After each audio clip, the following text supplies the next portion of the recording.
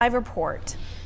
Time now is 5:18. Turning to our forecast here on our Monday morning, especially ahead of a busy weather week, it seems like. That's right, it is. But today is quiet, Brian, right? It is quiet. Okay. We still have that high fire risk, and we'll talk about that too. But we're looking ahead to Wednesday as being potentially impactful with some very strong winds, regardless of whether or not we have storms. But any storms that flare up could be severe on top of that as well. So quiet couple of days. Temperatures yesterday got to 48 degrees in the afternoon. Much colder than the 72 degrees we posted as Saturday's high. We were 9 degrees below the norm after a chilly start at 28 degrees in the morning. And we've got some areas that are colder than that right now. Winston-Salem up to 27 after dipping to 25 briefly. We're at 19 degrees.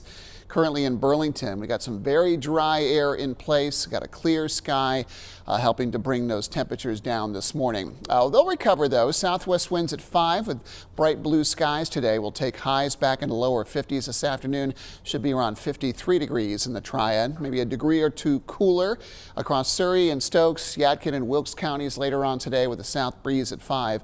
Mountain highs likely won't escape the 40s. We'll be up in the mid to upper 40s though. Not a bad day to be outside. Not a lot of wind to add the chill factor in, but it's dry. We've got some gusty winds at times in the forecast heading into Tuesday and Wednesday, but things are a tinderbox out there, most likely because you got a lot of dry fuel on the ground for either dead or dormant vegetation in place. So both the foothills and the Triad under an extreme risk for fires.